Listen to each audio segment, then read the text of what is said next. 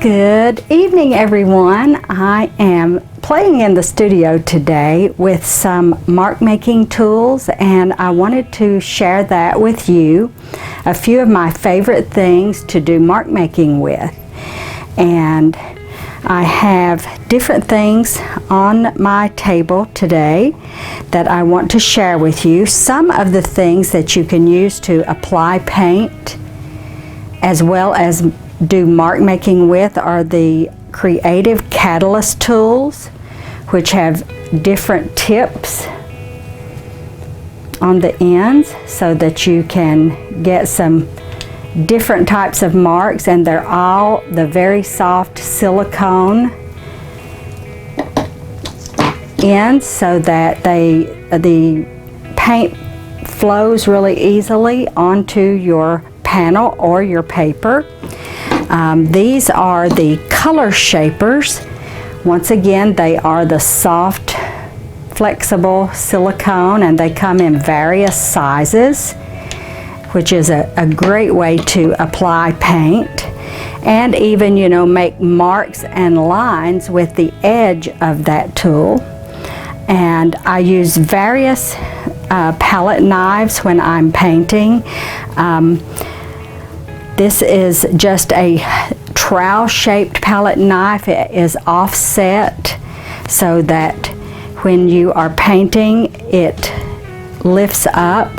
And I paint with the back of the palette knife a lot. And you can find palette knives in many different blades and edges to make creative shapes and to apply your paint with. This is a Liquitex splatter tool that is very fun to use. This is a little wire tool that is great to make marks with. Your bamboo skewers are a lot of fun to use. This is a squeegee scraper that I found at Michael's, and it has a lot of different edges, so you have a variety of ways to make marks. And I think that it's made by Art Minds.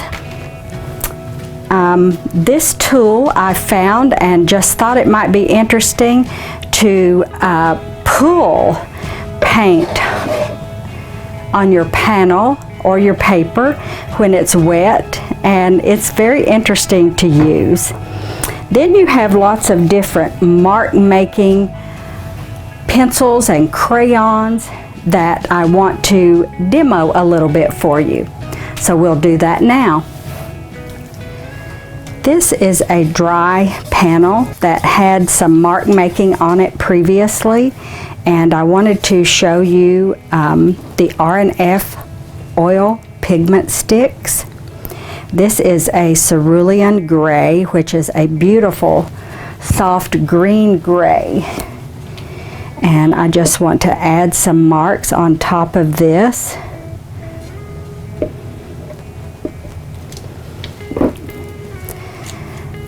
This is a dianthus pink. And the R&F oil pigment sticks have less wax in them usually than what we mix on our palette when we're doing a 50-50 ratio of oil and cold wax.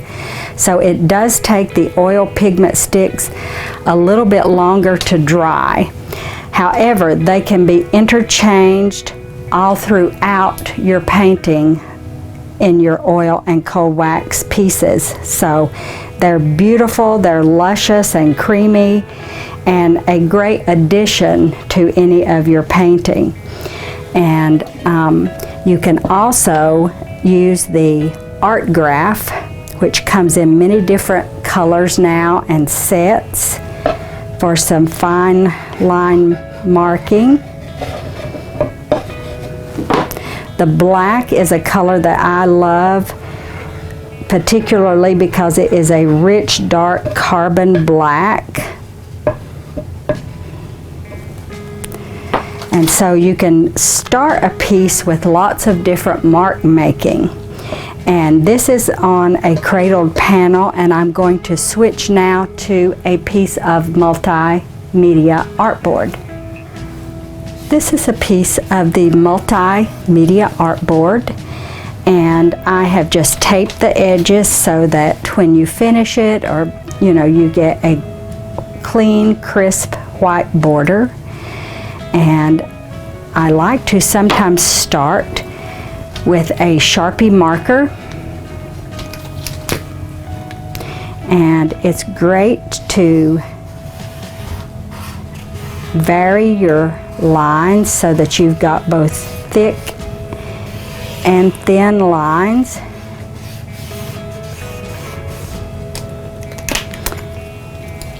And these have to be done as a beginning or when your oil and cold wax piece is totally finished and has set up and dried.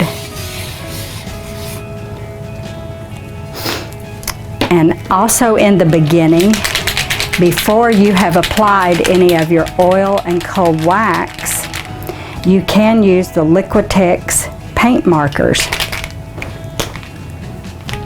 And they come in a wide variety of colors.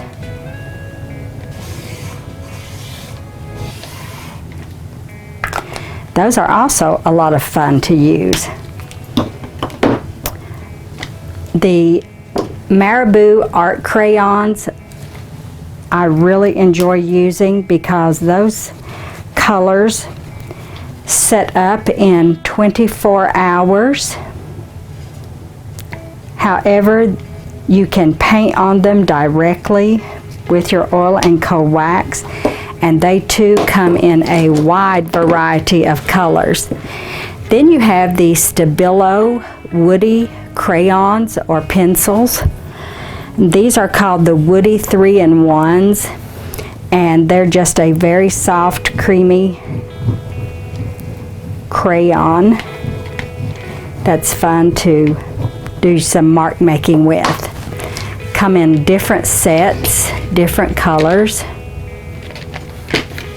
And then you have your Caran D'ache Neocolor 1s and Neocolor 2s. This set just happens to be a metallic set, and those are fun to have on hand at times when you want a touch of a glitz in your pieces. This is a bronzy color.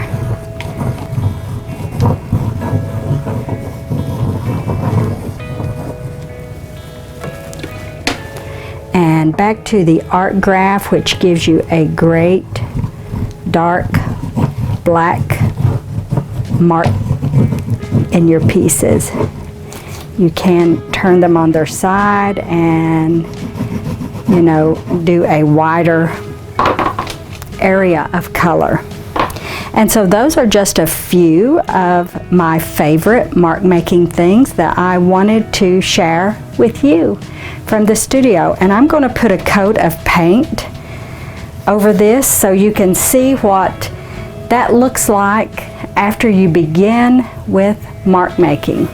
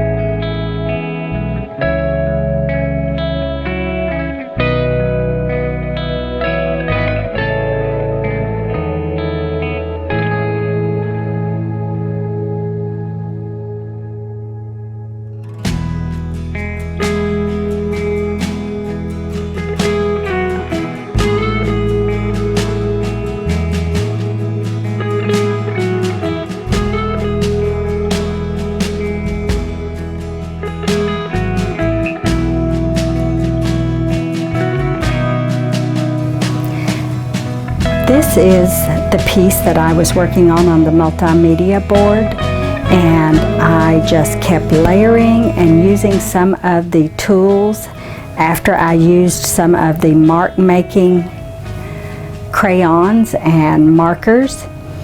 And you can see that some of that underpainting, some of those beginning layers of history is showing through.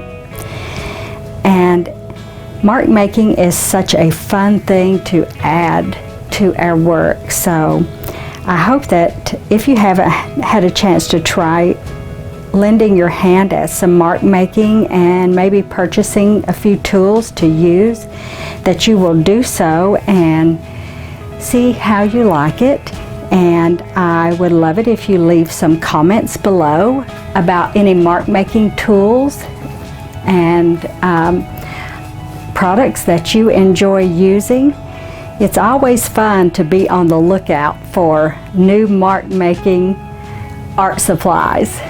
So I hope you've enjoyed this video and that you'll come back and watch another video sometime later.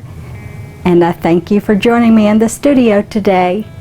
Until next time.